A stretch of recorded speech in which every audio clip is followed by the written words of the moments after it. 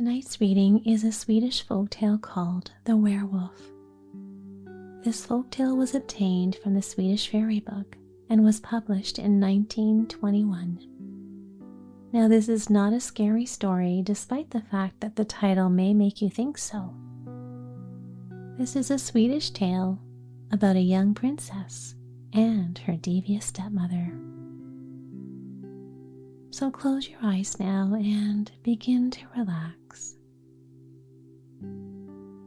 connecting with the flow of your breath as it flows in and as it flows out. And as you rest here, give yourself permission to let go of any thoughts, any feelings that may be lingering from the day, any stories that you may be continuing to relive, or perhaps lingering thoughts or feelings about something that may be happening in the future that really doesn't need your attention right now in this moment. And allowing yourself to relax now, to rest your energy, to rest your body and your mind, and just softening, releasing, letting go, surrendering the weight of your body to the surface below. And the more you let go, the easier it becomes to relax, to unwind, to drift off.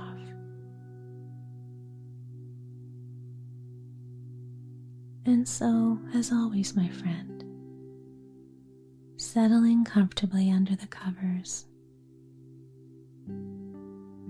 take a full, comfortable breath. And as you exhale, relax and let go. Allow any tension to just melt away, letting your body sink deeper and deeper down into the softness of your bed. There is nothing else to do and nowhere else to be. So just lay back, relax, and enjoy the story.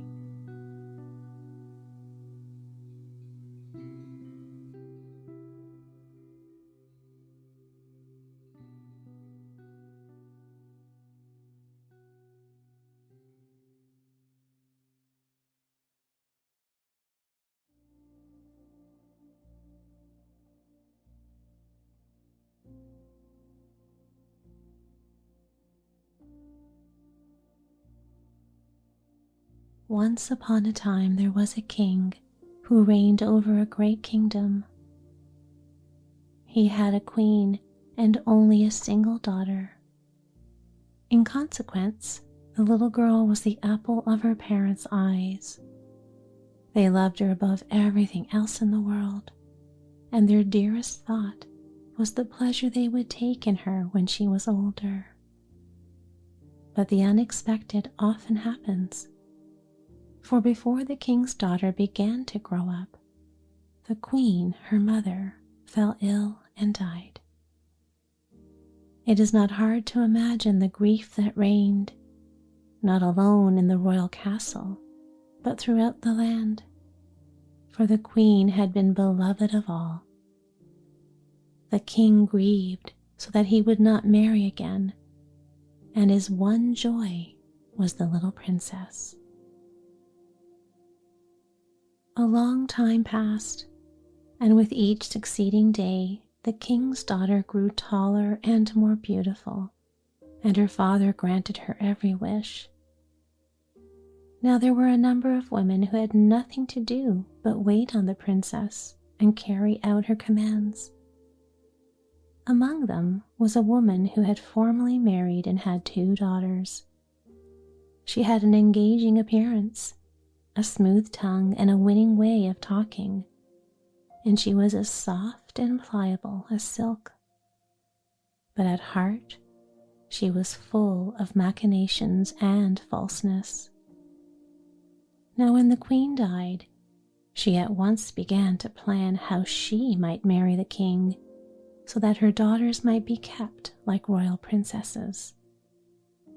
With this end in view, she drew the young princess to her, paid her the most fulsome compliments on everything she said and did, and was forever bringing the conversation around to how happy she would be were the king to take another wife. There was much said on this head, early and late, and before very long, the princess came to believe that the woman knew all there was to know about everything. So she asked her what sort of woman the king ought to choose for a wife. The woman answered as sweet as honey, "It is not my affair to give advice in this matter, yet he should choose for queen someone who is kind to the little princess. For one thing I know, and that is, were I fortunate enough to be chosen, my one thought would be to do all I could for the little princess, and if she wished to wash her hands, one of my daughters would have to hold the washbowl and the other hand her the towel." This and much more she told the king's daughter, and the princess believed it, as children will. From that day forward, the princess gave her father no peace, and begged him again and again to marry the good court lady. Yet he did not want to marry her, but the king's daughter gave him no rest, but urged him again and again, as the false court lady had persuaded her to do. Finally, one day, when she again brought up the matter, the king cried, "I can see you will end by having your own way about this, even though it be entirely against my will. But I will do so only on one condition." "What is the condition?" asked the princess. "If I marry again," said the king, "it is only because of your ceaseless pleading. Therefore you must promise that, if in the future you are not satisfied with your stepmother or your stepsisters, not a single lament or complaint on your part reaches my ears." This she promised the king, and it was agreed that he should marry the court lady and make her queen of the whole country. As time passed on, the king's daughter had grown to be the most beautiful maiden to be found far and wide. The queen's daughters, on the other hand, were homely, evil of disposition, and no one knew any good of them. Hence it was not surprising that many youths came from the east and west to sue for the princess's hand, but that none of them took any interest in the queen's daughters. This made the stepmother very angry, but she concealed her rage, and was as sweet and friendly as ever. Among the wooers was a king's son from another country. He was young and brave, and since he loved the princess dearly, she accepted his proposal, and they plighted their troth. The queen observed this with an angry eye, for it would have pleased her had the prince chosen one of her own daughters. She therefore made up her mind that the young pair should never be happy together, and from that time on thought only of how she might part them from each other. An opportunity soon offered itself. News came that the enemy had entered the land, and the king was compelled to go to war. Now the princess began to find out the kind of stepmother she had. For no sooner had the king departed than the queen showed her true nature, and was just as harsh and unkind as she formerly had pretended to be friendly and obliging. Not a day went by without her scolding and threatening the princess, and the queen's daughters were every bit as malicious as their mother. But the king's son, the lover of the princess, found himself in even worse position. He had gone hunting one day, had lost his way, and could not find his people. Then the queen used her black arts and turned him into a werewolf, to wander through the forest for the remainder of his life in that shape. When evening came and there was no sign of the prince, his people returned home, and one can imagine what sorrow they caused when the princess learned how the hunt had ended. She grieved, wept day and night, and was not to be consoled. But the queen laughed at her grief, and her heart was filled with joy to think that all had turned out exactly as she'd wished. Now it chanced one day, as the king's daughter was sitting alone in her room, that she thought she would go herself into the forest where the prince had disappeared. She went to her stepmother and begged permission to go out into the forest in order to forget her surpassing grief. The queen did not want to grant her request, for she always preferred saying no to yes. But the princess begged her so winningly that at last she was unable to say no, and she ordered one of her daughters to go along with her and watch her. That caused a great deal of discussion, for neither of the stepdaughters wanted to go with her. Each made all sorts of excuses and asked what pleasures were there in going with the king's daughter, who did nothing but cry. But the queen had the last word in the end, and ordered that one of her daughters must accompany the princess, even though it be against her will. So the girls wandered out of the castle and into the forest. The king's daughter walked among the trees and listened to the song of the birds and thought of her lover for whom she longed and who was now no longer there. And the queen's daughter followed her, vexed in her malice with the king's daughter and her sorrow. After they had walked a while, they came to a little hut lying deep in the dark forest. By then the king's daughter was very thirsty and wanted to go into the little hut with her stepsister in order to get a drink of water. But the queen's daughter was much annoyed and said, "Is it not enough for me to be running around here in the wilderness with you? Now you even want me, who am a princess, to enter that wretched little hut? No, I will not step a foot over the threshold. If you want to go in, why, go in alone." The king's daughter lost no time, but did as her stepsister advised and stepped into the little hut. When she entered, she saw an old woman sitting there on a bench, so enfeebled by age that her head shook. The princess spoke to her in her usual friendly way. "Good evening, motherkin. May I ask you for a drink of water?" "You are heartily welcome to it," said the old woman.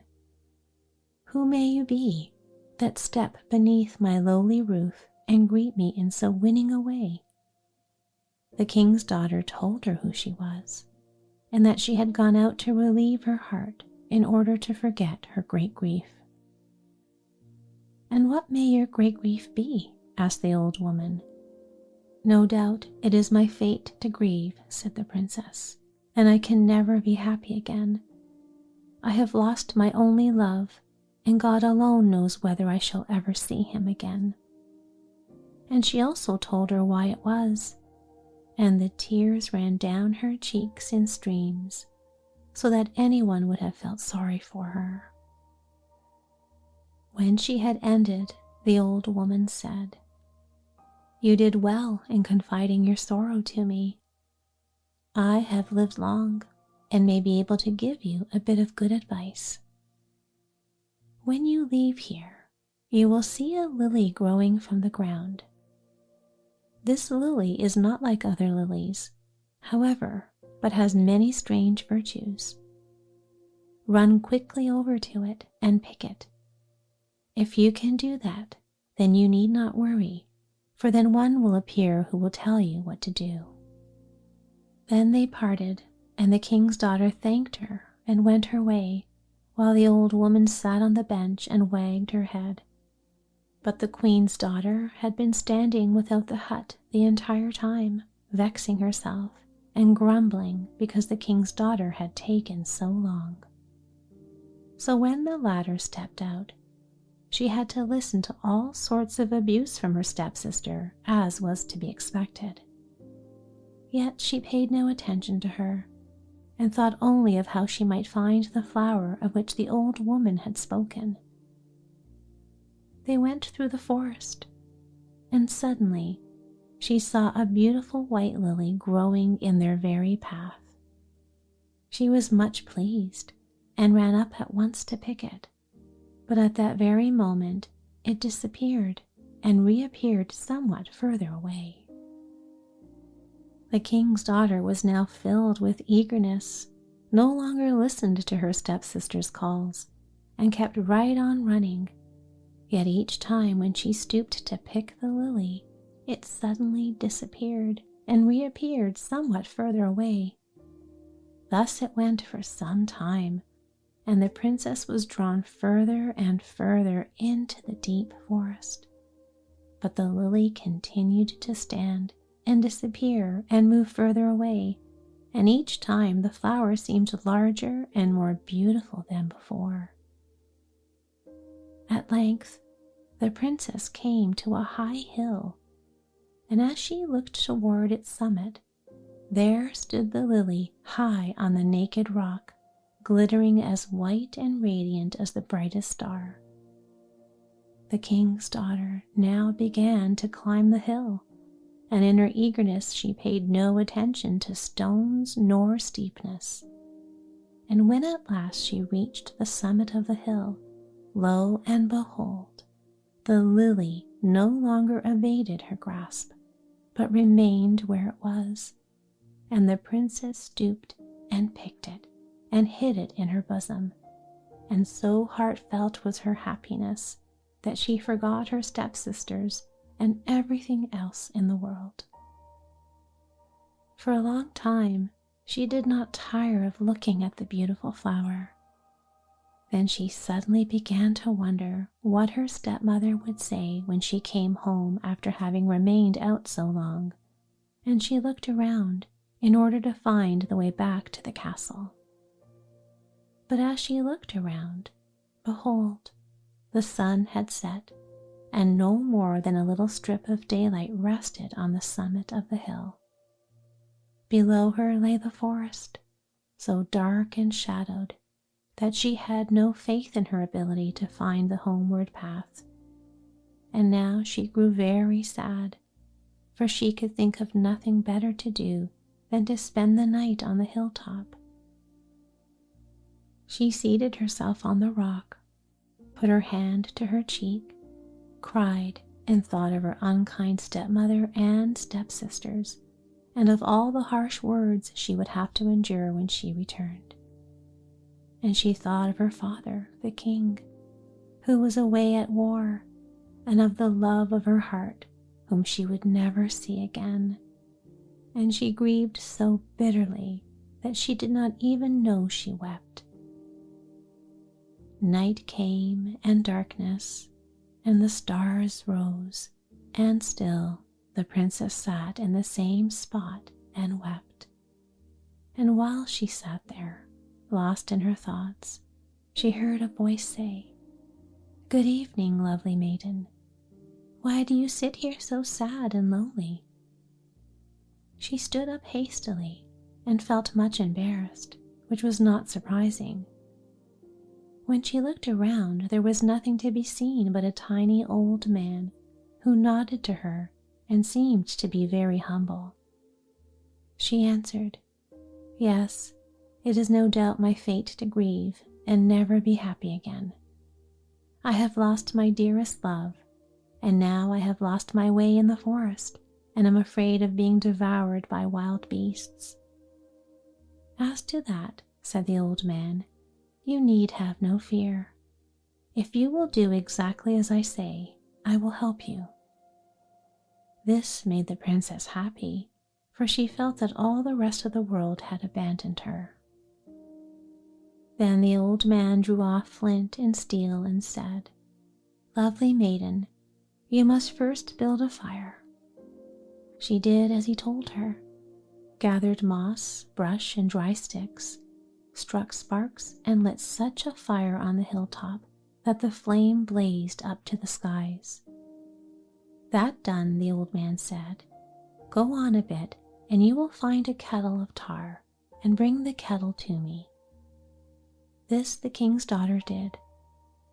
The old man continued, "Now put the kettle on the fire," and the princess did that as well. When the tar began to boil, the old man said, "Now throw your white lily into the kettle." The princess thought this a harsh command, and earnestly begged to be allowed to keep the lily, but the old man said, "Did you not promise to obey my every command? Do as I tell you, or you will regret it."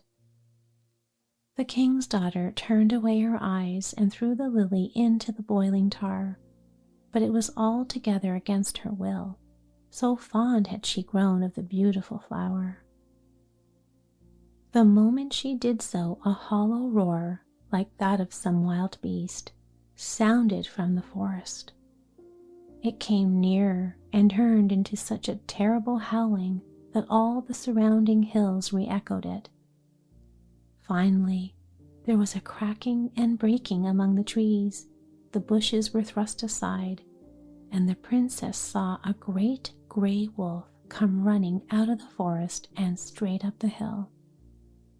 She was much frightened and would gladly have ran away had she been able. But the old man said, "Make haste, run to the edge of the hill, and the moment the wolf comes along, upset the kettle on him." The princess was terrified and hardly knew what she was about, yet she did as the old man said, took the kettle, ran to the edge of the hill, and poured its contents over the wolf just as he was about to run up. And then a strange thing happened.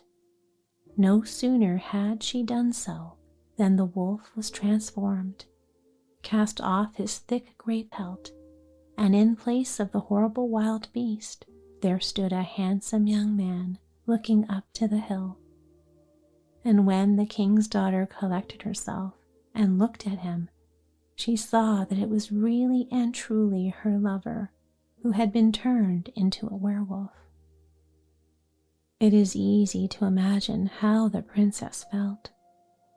She opened her arms and could neither ask questions nor reply to them, so moved and delighted was she. But the prince ran hastily up the hill, embraced her tenderly, and thanked her for delivering him. Nor did he forget the little old man, but thanked him with many civil expressions for his powerful aid. Then they sat down together on the hilltop and had a pleasant talk. The prince told how he had been turned into a wolf, and of all he had suffered while running about in the forest, and the princess told of her grief and the many tears she had shed while he had been gone. So they sat the whole night through, and never noticed it until the stars grew pale and it was light enough to see. When the sun rose, they saw that a broad path led from the hilltop straight to the royal castle, for they had a view of the whole surrounding country from the hilltop. Then the old man said, "Lovely maiden, turn around. Do you see anything out yonder?" "Yes," said the princess. "I see a horseman on a foaming horse riding as fast as he can." Then the old man said, "He is a messenger sent on ahead by the king your father, and your father with all his army is following him." That pleased the princess above all things, and she wanted to descend the hill at once to meet her father. But the old man detained her and said, "Wait a while. It is too early yet. Let us wait and see how everything turns out." Time passed, and the sun was shining brightly, and its rays fell straight on the royal castle down below. Then the old man said, "Lovely maiden, turn around.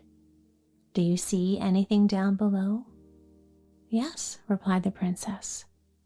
"I see a number of people coming out of my father's castle, and some are going along the road, and others into the forest." The old man said, "Those are your stepmother's servants. She has sent some to meet the king and welcome him, but she has sent others to the forest to look for you." At these words, the princess grew uneasy and wished to go down to the queen's servants. But the old man withheld her and said, "Wait a while, and let us first see how everything turns out." More time passed, and the king's daughter was still looking down the road from which the king would appear, when the old man said, "Lovely maiden, turn around. Do you see anything down below?" "Yes," answered the princess. "There is a great commotion in my father's castle, and they are hanging it with black." The old man said, "That is your stepmother and her people. They will assure your father that you are dead." Then the king's daughter felt bitter anguish, and she implored from the depths of her heart, let me go, so that I may spare my father this anguish." But the old man detained her and said, "No, wait. It is still too early. Let us first see how everything turns out." Again time passed. The sun lay high above the fields, and the warm air blew over meadow and forest. The royal maid and youth still sat on the hilltop with the old man, where he had left them. Then they saw a little cloud rise against the horizon, far away in the distance, and the little cloud grew larger and larger and came nearer and nearer along the road. And as it moved, one could see it was agleam with weapons and nodding helmets and waving flags. One could hear the rattle of swords and the neighing of horses, and finally recognize the banner of the king. It is not hard to imagine how pleased the king's daughter was, and how she insisted on going down and greeting her father. But the old man held her back and said, "Lovely maiden, turn around. Do you see anything happening at the castle?" "Yes," answered the princess. "I can see my stepmother and stepsisters coming out, dressed in mourning, holding white kerchiefs to their faces and weeping bitterly." The old man answered, "Now they are pretending to weep because of your death. Wait just a little while longer. We have not yet seen how everything will turn out." After a time, the old man said again, "Lovely maiden, turn around. Do you see anything down below?" "Yes," said the princess. "I see people bringing a black coffin. Now my father is having it opened. Look, the queen and her daughters are down on their knees, and my father is threatening them with his sword." Then the old man said, "Your father wished to see your body, and so your evil stepmother had to confess the truth." When the princess heard that, she said earnestly, let me go, so that I may comfort my father in his great sorrow." But the old man held her back and said, "Take my advice and stay here a little while longer. We have not yet seen how everything will turn out." Again time went by, and the king's daughter and the prince and the old man were still sitting on the hilltop. Then the old man said, "Lovely maiden, turn around. Do you see anything down below?" "Yes," answered the princess. "I see my father and my stepsisters and my stepmother with all their following moving this way." The old man said, Now they have started out to look for you. Go down and bring up the wolf's pelt in the gorge." The king's daughter did as he told her. The old man continued, "Now stand at the edge of the hill." And the princess did that too. Now one could see the queen and her daughters coming along the way and stopping just below the hill. Then the old man said, "Now throw down the wolf's pelt." The princess obeyed him and threw down the wolf's pelt according to his command. It fell directly on the evil queen and her daughters. And then a most wonderful thing happened. No sooner had the pelt touched the 3 evil women than they immediately changed shape, and turning into 3 horrible werewolves, they ran away as fast as they could into the forest, howling dreadfully. No more had this happened than the king himself arrived at the foot of the hill with his whole retinue. When he looked up and recognized the princess, he could not at first believe his eyes, but stood motionless, thinking her a vision. Then the old man cried, "Lovely maiden, now hasten, run down and make your father happy." There was no need to tell the princess twice. She took her lover by the hand, and they ran down the hill.